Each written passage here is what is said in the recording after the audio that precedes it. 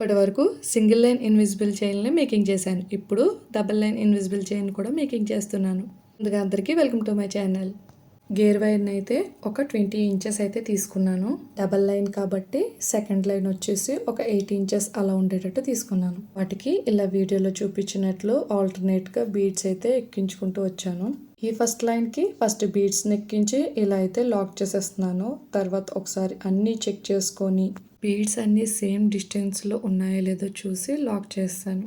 Invisible chain అంతా only బీడ్స్తోనే చేద్దాం అనుకున్నాను. ఓన్లీ బీడ్స్ ఎందుకని మధ్యలో ఇలా బటర్ఫ్లై పెండెంట్ని అయితే యాడ్ చేశాను.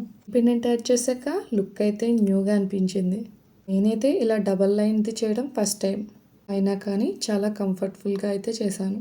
సింపుల్గా మేకింగ్ అయింది. చూడడానికి కూడా చాలా క్లాస్గా నీట్గా ఉంది. ఫైనల్గా ఇలా హుక్ని కూడా అటాచ్ చేసేసాను. ఇలా మొత్తం ప్రాసెస్ అయ్యేటప్పటికి మనకి బ్యూటిఫుల్ ఇన్విజిబుల్ చైన్ అయితే కంప్లీట్ అయింది. చాలా అంటే చాలా బాగా నచ్చింది నాకు. సింగిల్ లైన్స్ కంటే డబల్ లైన్ ఇంకా బాగుంది. మరి మీకు కూడా ఇలాంటి ఇన్విజిబుల్ చైన్స్ కావాలనుకుంటే స్క్రీన్ పైన ఉన్న నెంబర్ని కాంటాక్ట్ చేయండి. Thanks for watching.